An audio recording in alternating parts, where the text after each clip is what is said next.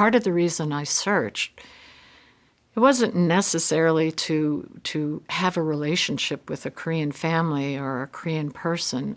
It was just my desire to have a picture of my birth mother, to know what she looked like, because I think as adoptees, we all want to know who we look like, where did our nose come from, or our cheekbones, or our hair.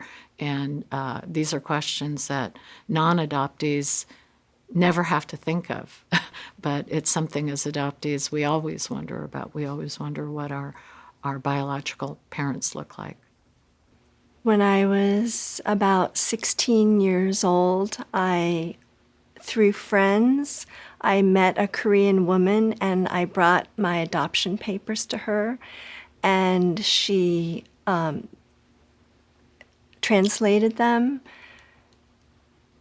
And I was hoping, of course, to learn a little something about myself and my biological family. And I remember being very disappointed and maybe even devastated that there was no history or names or anything in my adoption papers to tell me about my biological parents. I want to say that since I joined the adoptive community, I hear all these stories, some that found their biological family. I don't have a desire anymore.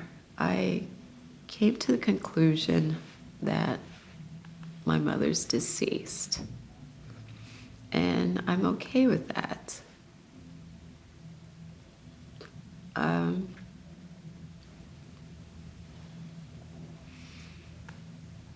It is kind of hard for me to get real happy for other people that found their family. I don't know if that's selfish of me, but it's hard for me to just like, oh, well, great, I go through the motion. There are times where I'm kind of sad because I go, I hear about people going back to and searching for their families, and I go, I have no desire to do that, and I kind of know why. I don't want that second hurt. What if they really did give me up because they really didn't want me? Can my heart kind of and my soul kind of take that? I don't think it could. I really don't.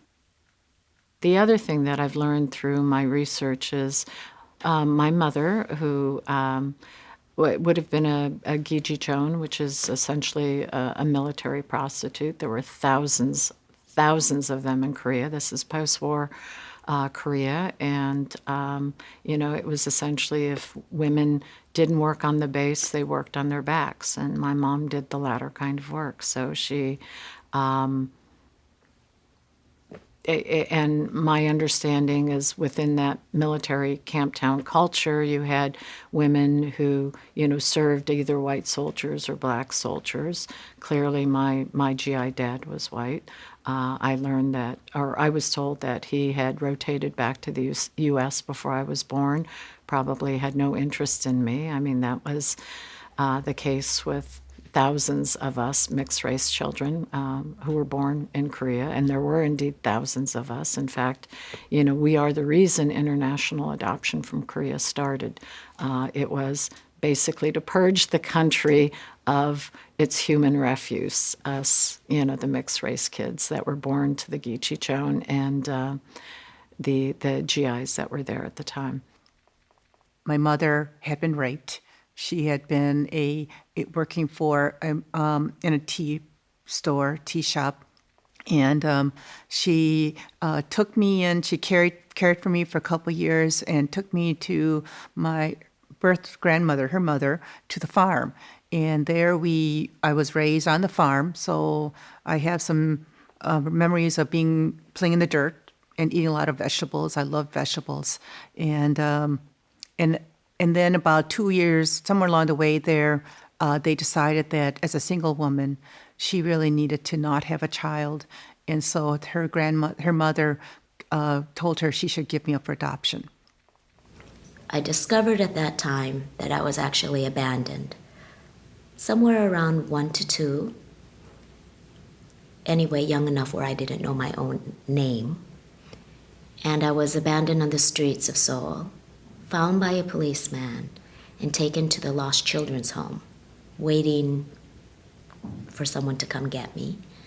When no one did, and I wasn't claimed, I went to the state orphanage. And I lived there for a couple years before Holt came and plucked me and saved me and found me a family by sending pictures. When I discovered this when I was 20, it was devastating because then I felt like I had nothing from my birth mother. And my birth mother totally abandoned me, and I felt that she didn't care.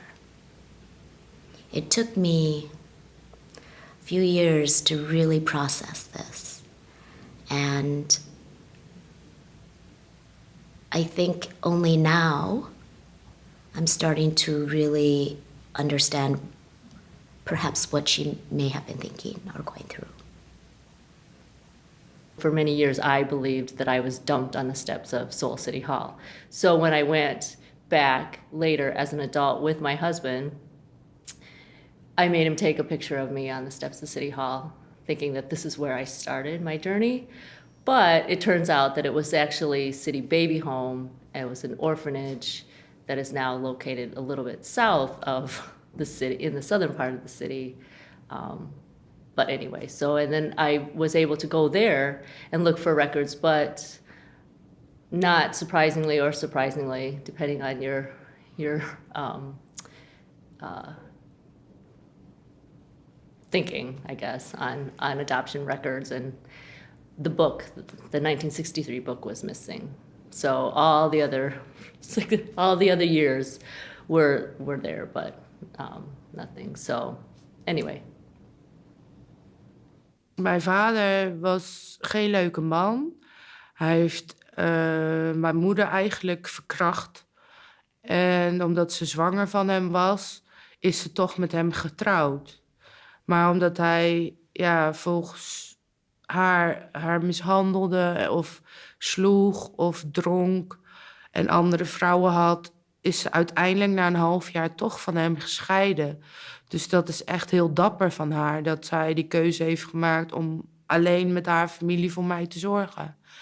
En daardoor is ze dus met mij naar Busan gegaan. Daar hebben ook opa en oma en mijn ooms en tantes en zo voor mij gezorgd.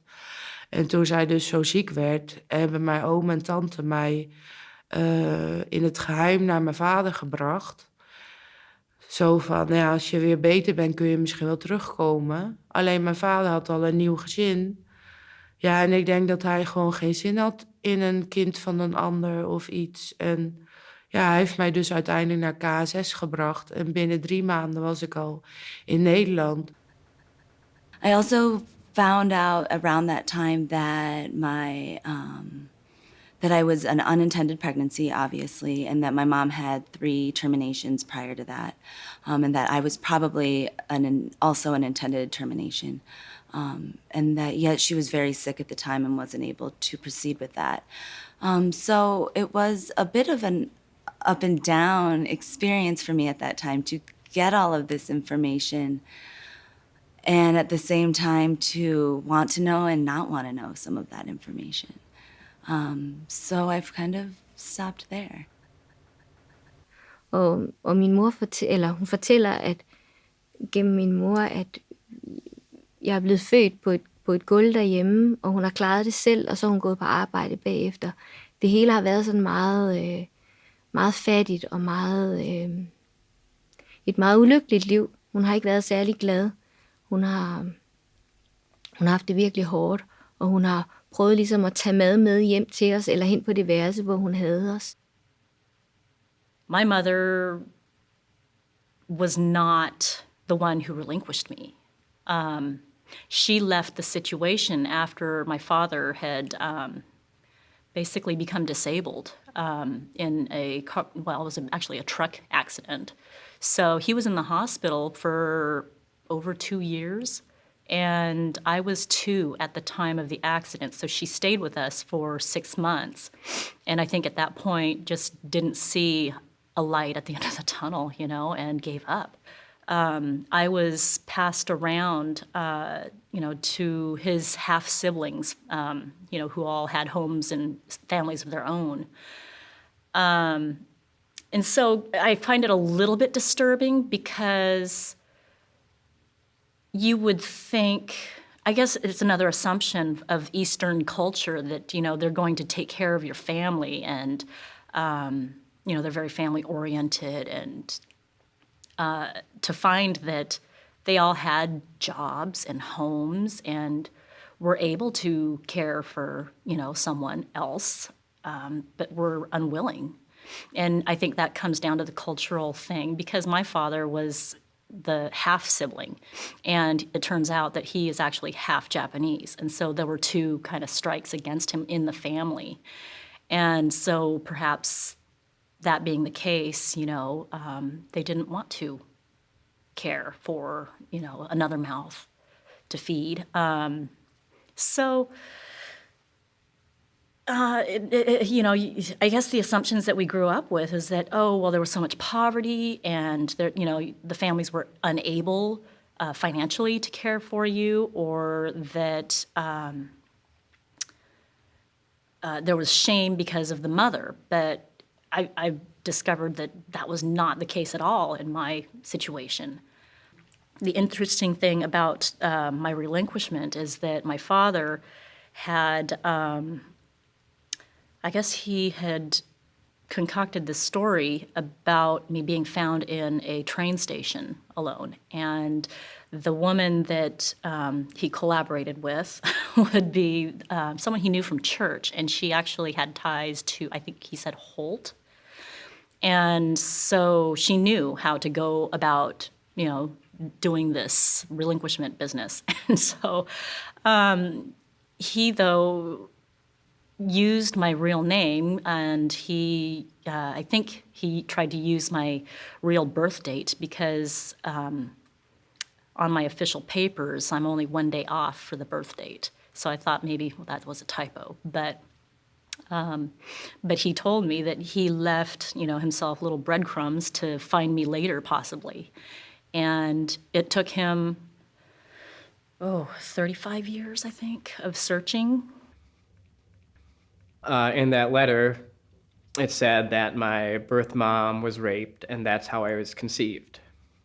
And when I heard that, I kind of took it with a grain of salt, because I knew there were stories of that's how the single unwed mothers, some of them had to say that they were raped, or so that they didn't name the father, or they didn't have to name the father, at least to the adoption agencies.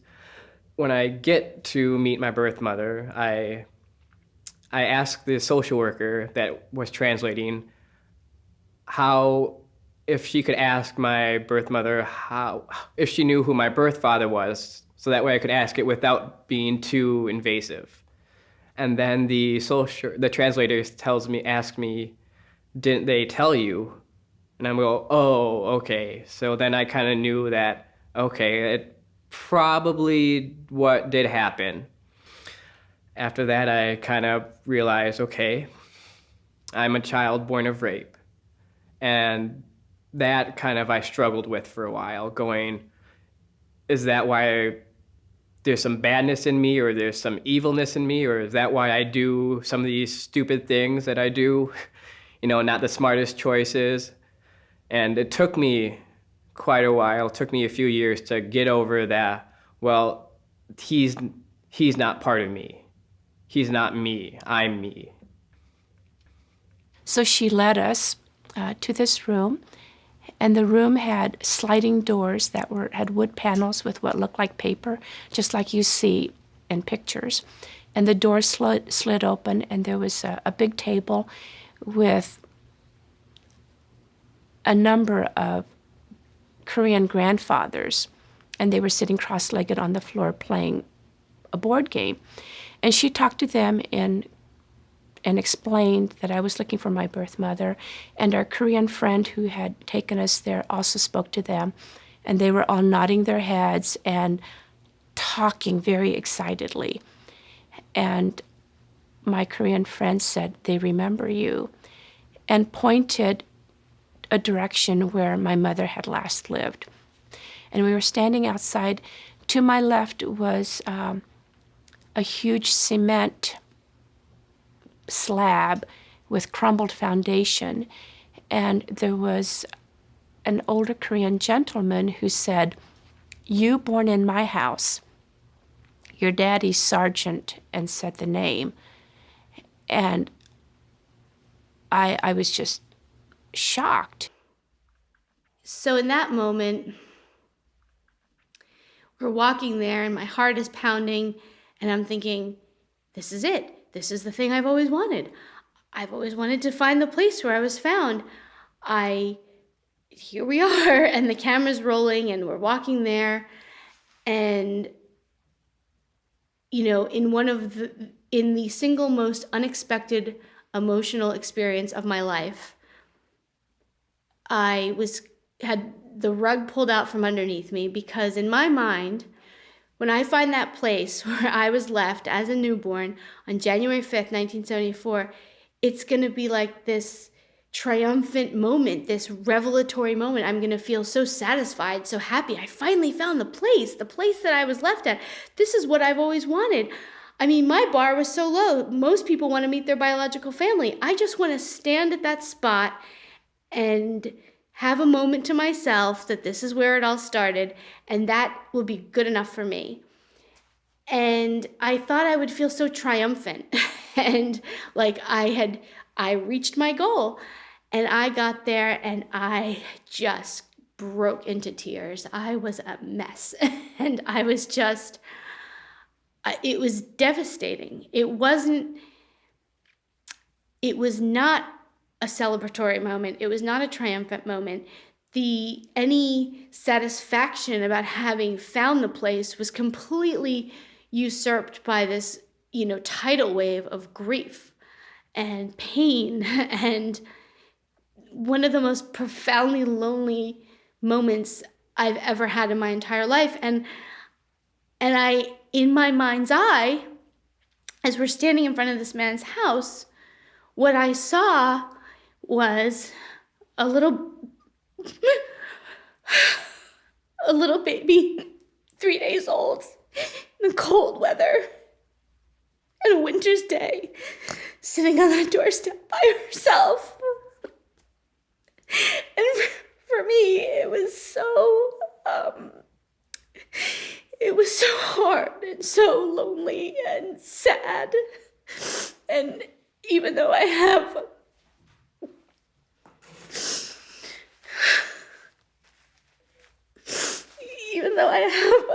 so much to show for myself now and many things in my life that I feel very proud of and grateful for, none of that mattered in that moment. None of it. It didn't matter that I grew up to be a healthy person with a loving family, and a good education, and a good job. None of that mattered. All that mattered in that moment was that this is how my life started, alone, on the doorstep at 3 days old. And I just saw this fragility and this, and I saw this, this real sense of, I am really alone in this world.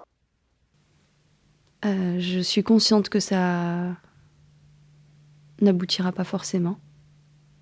Je suis consciente du taux de réussite des recherches, très faible.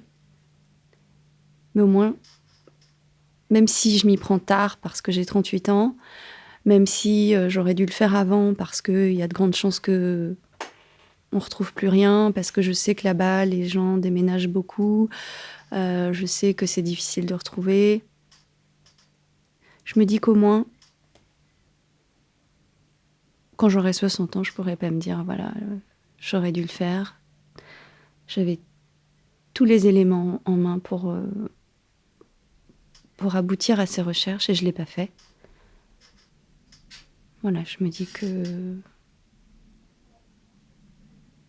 Je n'ai plus de regrets à avoir. Je l'ai fait.